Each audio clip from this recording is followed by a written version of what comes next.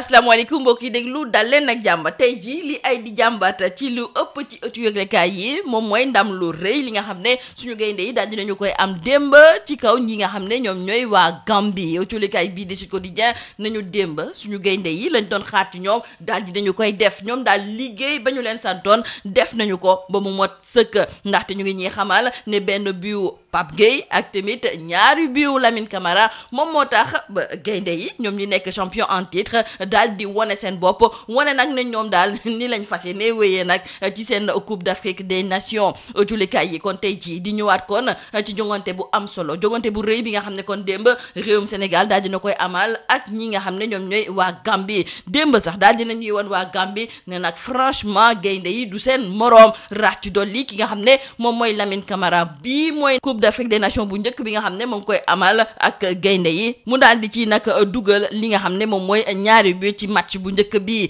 moom sax ay kàddoom culikaay bii di Sud Quotidien moom la daal di taataan ndaxte ginnaaw ba mu rafetloo nag nii nga xam ne noonu la match bu njëkk bi daal di tëddee moom daal di nay sant yàlla daal di ciy teg di xamle ne nag fu mu nekk ni kontaan na ndaxte dafa bokk terrain bi ak ay joueurs yu mag yu mel ni Sadio Mané ak Kalidou Koulibaly ay joueurs yoo xam ne dañoo am expérience te it dañu ko daal di tàggat won ko nag naka la ñuy doxalee ci match bi nee na dafa daal di topp seeni conseil loolu moom moo tax ba tey ji nag mu daal di wane boppam tey ji mu daal di def tamit mëninam moom moomu di Lamine Camara julikaay bi di enquête daal di gis ne démb dafa phénoménal maanaam daal démb ki nga xam ne moom mooy Lamine Camara daal di nay wane dëggantaan nag boppam ci biir julikaay bii di l'info suñu naataango yi nañu kon démb suñu gaynde yi daal di nañuy lekk li nga xam ne ñoom ñooy jiit yi démb wane nañu seen bopp te rax ci dolli sax dugguleet nag ñuy faral di am ndam ci Coupe d'Afrique des Nations match yu njëkk yi nga xam ne réewum Sénégal daf koy faral di amal bi mooy ñeenteeli kan bi nga xam ne dañoo mës a àndam ci suñu match bu njëkk rax ci dolli ki nga xam ne kon moom mooy Lamine Camara bi mooy Coupe d'Afrique des Nations bu njëkk bi nga xam ne mu ngi koy amal ak équipe Sénégal démb daal di nay dugal ñaari but yu rafet ci biir culikaay bii di laas su natango yi daal di bind ne gaynde yi lekk nañu ba suur nag ñi nga xam ne de ñoom ñooy jiit yi bés bi le jour nañu démb kay Lamine Camara moom moo daal di wane boppam moom stade yéene kay it di ñëwaat ci match bu njëkk bi nga xam ne suñu gaynde yi ñu ngi ko doon amal démb daal di ci am ndam lu rëy ndaxte ñetti bal la ñu daal di dóor ñi nga xam ne ñoom ñooy waa Gambie ñu ràññee ci bu baax a baax ki nga xam ne kon moom mooy Lamine Camara bi nga xam ne daal dina ci dugal ñaari but ci biir colikaay bii di Le Quotidien suñu natango yi daal di gis kon ne Lamine or la ndaxte fu mu nekk ni daal démb daal di nay wane boppam démb daal di nay sigil réewum Sénégal ndaxte ñaari but yooyu nga xam ne moom la daal di marqué amoon na solo torop ci li nga xam ne kon moom mooy jongante bi ñu desandi ak colikaay bii di Le Quotidien ndaxte ma ngay ñëwaat ci ay mbirum Karim Meïssa Wade moom nga xam ne kii di Thierno Alassane Sall daf koy jiiñ ne dafa am ñaari nationalité benn bu Sénégal ak beneen bu réewum France colikaay bii di Le Quotidien ma ngay dëggal li ni mel ndaxte nee na Karim Meïssa Wade ñaari nationalité la am barke Demba Ndiaye na daal di renouveler passeport u réewum France te loolu nag su fekkente ne kii nga xam ne moom mooy Thierno Alassane Sall daf cay teg ay gëtam kon kay war naa déposer nag ab recours foofu nga xam ne moom mooy ca conseil constitutionnel loolu kon di firndeel ne suñu maytuwulee Karim Meïssa Wade du bokk ci wàllu élection yi nga xam ne moom la ñu dëgmal su fekkente ne sax ñi nga xam ne ñoom ñooy waa conseil constitutionnel dàquñu recours ki nga xam ne de moom mooy Thierno Alassane Sall ndax kii it nga xam ne moom mooy Ousmane Sonko war naa bokk ci wàllu élection yi nga xam ne moom la ñu dëgmal bu ñu sukkandikoo ci biir colikaay bii di yor bi ci kaddu yi professeur de droit yi di Sidi Alpha Ndiaye ak tamit Mamadou Salif Sané Ousmane Sonko kay war naa mun a bokk ci wàllu élection yi nga xam ne moom la ñu dëgmal ndaxte ñoom nee nañu nag tey jii fii nga xam ne foofu le conseil constitutionnel daal di sukkandiku ngir gàntal nag candidature Ousmane Sonko teguwul ci lenn ñaari professeurs yi di wone lu tax ñoom ñu gëm ne kii di Ousmane Sonko war naa mun a bokk ci biir élection yi ak tamit lii nga xam ne moom la waa conseil constitutionnel daal di fësal ne loolu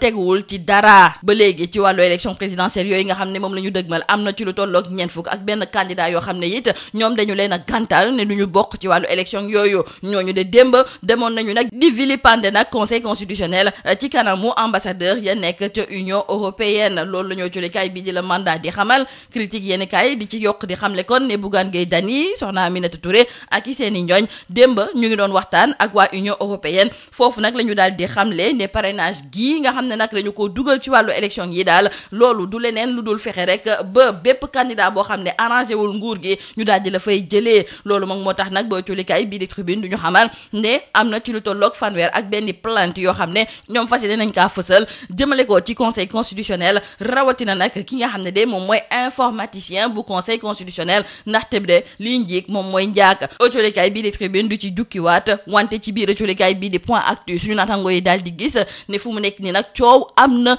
ci wàllu fichier électoral bi te ñaari weer dong de moom moo des ci wàllu élection bi nga xam ne moom la ñu dëgmal loolu sax moom moo tax ba bëri na ay kàngaam ay kilifa yoo xam ne sax la ñu bëgg moom mooy ñu daal di dàq élection bi loolu moom njiitu réewum Sénégal di Macky Sall du ci wax déedéet wante am na ñenn ñoo xam ne dañoo bokk ci l'opposition bi ñoom it du ñu ko gàntal ndaxte dina tax ñu defuruwaat bu baax a baax li am ba des daal jolikaay bii di point actu mi ngi ñuy xamal ne ku ci mel ni Alioune Tine bu Afrikajom Center ak ñeneen ñoo xam ne dañoo bokk ci société civile ñoom sax fi mu nekk ni la ñu bëgg moom mooy ñu daal di taxawalaat beneen dialogue képp koo xam ne da nga ŋànk lépp lu jublu ci wàllu politique ñu daal di toogaat waxtaan ngir daal di indi ay saafara ci jafe-jafe yooyu nga xam ne ñu ngi koy nemmeeku ci li jublu ci wàllu élection yi ñu dëgmal lii moo nekkoon mbokk jolikat yi li gën a fës ci biir jolikat yi ñu leen di ñaanal njeexte lu bës ak jom. Mesdames et messieurs, bonjour. L'actualité sportive domine la quasi-totalité des unes des journaux de ce mardi. Normal après la bonne entrée en lice de l'équipe du Sénégal. Un but de Pape Gueye ajouté à un doublé magistral de Lamine Camara a permis aux champions d'Afrique en titre de s'imposer largement et de lancer idéalement leur campagne de reconquête du titre. Nos confrères du journal Sud Quotidien trouvent tout simplement que les Lions ont fait le job. Le Sénégal qui n'a pas tremblé pour son entrée en lice ce lundi dans la 34e édition de la Coupe d'Afrique des Nations. Les Lions ont réussi à surclasser leur premier adversaire qu'ils ont dominé sur la marque de 3-0 avec un doublé de Lamine Camara. Ce dernier réagit dans le journal Sud Quotidien. Il a été élu homme du match. Il trouve que c'est une fierté de partager le terrain avec de grands joueurs comme Sadio Mané ou encore Kalidou Koulibaly, des joueurs qui ont de l'expérience et qui l'ont aidé à être dans son match. Ils lui ont donné beaucoup de conseils. Nos confrères du journal Enquête ne tarissent pas d'éloges à l'endroit de Lamine Camara, qu'ils considèrent qu'hier, il a été tout simplement phénoménal. Nos confrères du journal Enquête donc reviennent sur cette entrée triomphale des Lions qui ont fait respecter la hiérarchie et la coutume depuis 4 CAN. En effet, pour la 4e fois successive en Coupe d'Afrique, ils ont remporté leur match d'ouverture, nous disent nos confrères du journal L'Info. Et Lamine Camara, pour sa première CAN avec l'équipe nationale, lui aussi a survolé le match en marquant 2 jolis buts, un doublé qui a scellé le sort de la Gambie et garanti le statut des Lions. Les Lions dévorent les Scorpions, c'est le titre qui barre la une du journal L'As. Nos confrères du journal Besbi Le Jour ajouteront que le Sénégal a laminé la Gambie. Dans le quotidien du Sport Stade, il est également question de cette entrée fracassante du champion en titre, une belle entrée en matière du Sénégal qui veut conserver son titre de champion d'Afrique, ajoutent nos confrères du quotidien du Sport Stade. Dans le journal Le Quotidien, nos confrères reviennent sur ce doublé de Lamine Camara, la mine d'or, titre nos confrères du journal Le Quotidien. Restons avec nos confrères qui affichent aussi à leur une cette affaire de double nationalité de Karim Meïssa Wade. Retenons avec nos confrères qu'aujourd'hui, Thierno Alassane Sall introduit son recours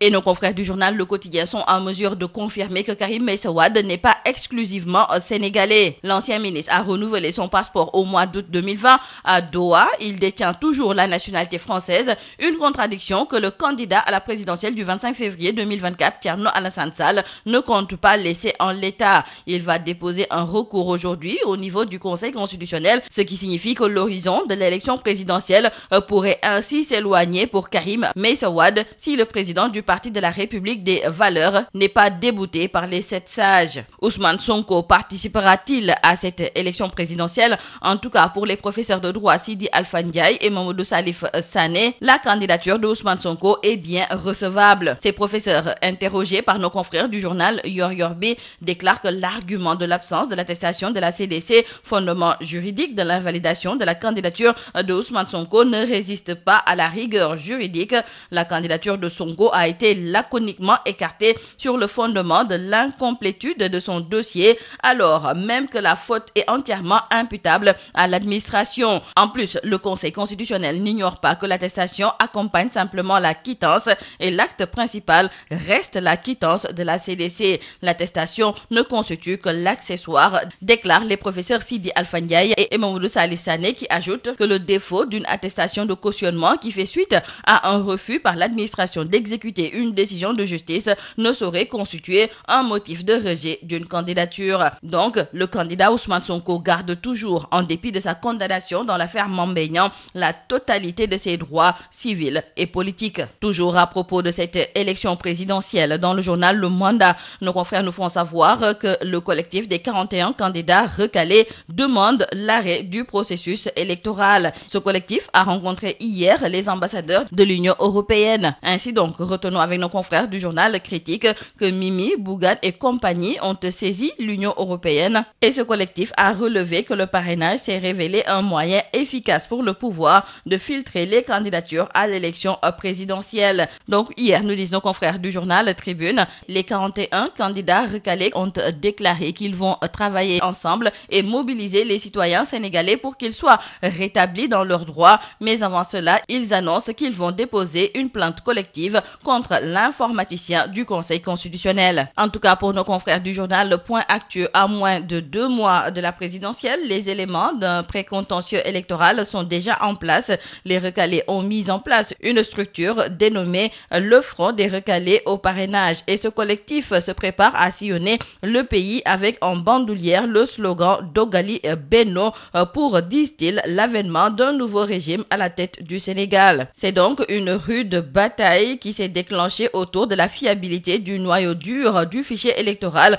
remis en cause par bon nombre de candidats. Et à cause de tous ces problèmes, nos confrères du journal Point Actu trouvent que la question du report des élections est de plus en plus agitée. Des leaders d'opinion se sont exprimés sur la question et nos confrères trouvent que même le président Macky Sall tirerait profit de cette éventualité. Il y a aussi le dialogue auquel appelle une frange de la société civile. C'est tout à vos journaux et très bonne lecture.